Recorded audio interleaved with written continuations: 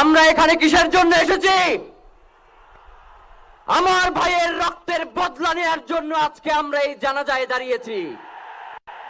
প্রিয় ভাইয়েরা, আজকে কবি নজরুলের যে বিদ্রোহী দুটো লাইন, যাকে ওসমান হাদি তার আদর্শ মনে করত, আমি চিরবিদ্রোহী বীর, বিশ্ব ছড়ায় উঠিয়াছি একা, চির উন্নত শির। প্রিয় ভাইয়েরা, আপনারা জানেন শরীফ ওসমান হাদিকে এক সপ্তাহ 168 ঘন্টা আগে গুলি করা হয়েছে। এখন পর্যন্ত কি তার খুনিকে গ্রেফতার করা হয়েছে? সরকারের পক্ষ থেকে এখন পর্যন্ত কি খুনিকে গ্রেফতারের ব্যাপারে আপনাদেরকে আশ্বস্ত করা হয়েছে? তারা কি এখন পর্যন্ত আমাদেরকে জানিয়েছে যে খুনি কোন জায়গায় রয়েছে? আমরা স্পষ্ট মনে করছি যে এখানে খুনি একজন নয়, এখানে পুরো একটা খুনি চক্র কাজ করেছে। আমরা ইনকিলাব মঞ্চ এবং তার পরিবারের পক্ষ থেকে আপনাদেরকে জানিয়ে দিতে চাই, খুনের পরিকল্পনাকারী, খুনের সহায়তাকারী এবং পুরো খুনি চক্রকে বিচারের আওতায় নিয়ে আসতে হবে এবং আগামী 24 ঘন্টার মধ্যে স্বরাষ্ট্র উপদেষ্টা এবং সহকারী উপদেষ্টা খোদাবক্স তাদেরকে জনতার সম্মুখে এসে তারা এই খুনের ব্যাপারে গত এক সপ্তাহ ধরে কি পদক্ষেপ নিয়েছে তা জনসম্মুখে জানাতে হবে। যদি তারা জানাতে না পারে তাহলে তাদেরকে পদত্যাগের জন্য প্রস্তুত থাকতে হবে। আমরা ইনকিলাব মঞ্চ কোনোভাবেই শরীফ ওসমান হাদির রক্তকে বৃথা যেতে দেব না। আমরা ঘোষণা করতে চাই, শরীফ ওসমান হাদির রক্তের মধ্য দিয়ে বাংলাদেশ ইনসাফ কায়েম হবে।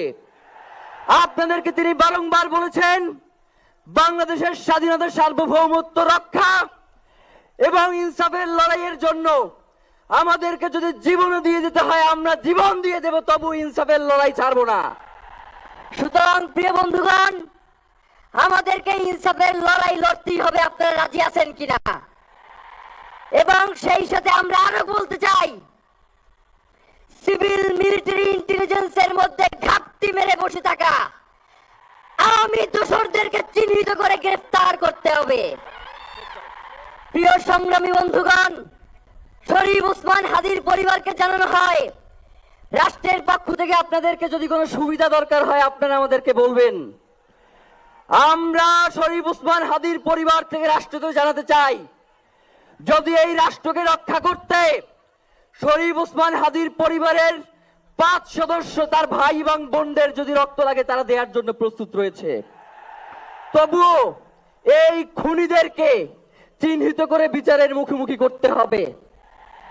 আমরা আপনাদেরকে আরেকটা ঘোষণা দিয়ে আজকের বক্তব্য শেষ করতে চাই। ওসমান হাদির নিরাপত্তার জন্যই কোন জায়গা থেকে তার লাশ নিয়ে যাওয়া হবে আমরা জানি না। ওসমান হাদি ভাই কি মৃত? তিনি আমাদের লক্ষ কোটি তরুণের মধ্যে জীবিত রয়ে যাবেন ইনশাআল্লাহ। আপনাদেরকে জানিয়ে দিতে চাই, কোন ধরনের সহিংসতা ছাড়া আমরা যেহেতু ওসমান হাদির লাশকে আমরা জাতীয় কবি কাজী নজরুলের পাশে দাফন করার ব্যবস্থা করতেছি, আপনারা সবাই এই প্রোগ্রাম শেষে জনতা মিছিল নিয়ে শাহবাগে চলে যাবেন। আমরা ওখানে গিয়ে আপনাদের সাথে দাফনের পরে কথা বলবো। হয় বাংলাদেশের স্বাধীনতা, সার্বভৌমত্ব থাকবে, বাংলাদেশের ইনসাফ কায়েম হবে, নয়তো আমরা বাংলাদেশের জন্য রক্ত দেওয়ার জন্য সবাই প্রস্তুত রয়েছি।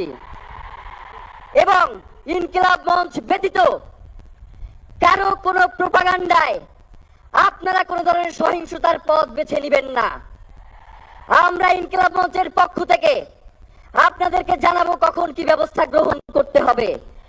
আপনাদের সকলকে, এই লক্ষ লক্ষ মানুষকে, আজকে শরীফ ওসমান হাদির জন্য যারা এসেছেন, শহীদ শরীফ ওসমান হাদি, তাকে আমরা সবাই দোয়া করব এবং তার যেই লড়াইয়ের পথ, তার যেই সাংস্কৃতিক আন্দোলন, তার যেই আধিপত্যবাদের বিরুদ্ধে লড়াই, আমরা সকলে সেটাকে একসাথে প্রতিহত করব।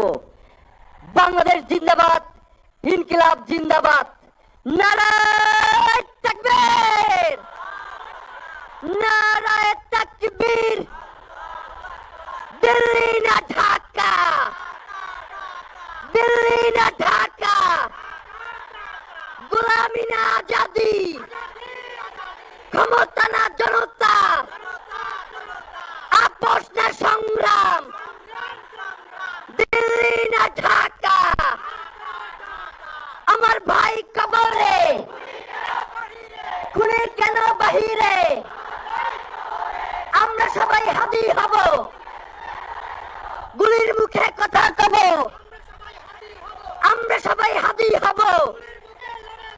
নারায়ে তাকবীর, ইনকিলাব ইনকিলাব, মুজিবাদ মুর্দাবাদ, ইনকিলাব জিন্দাবাদ।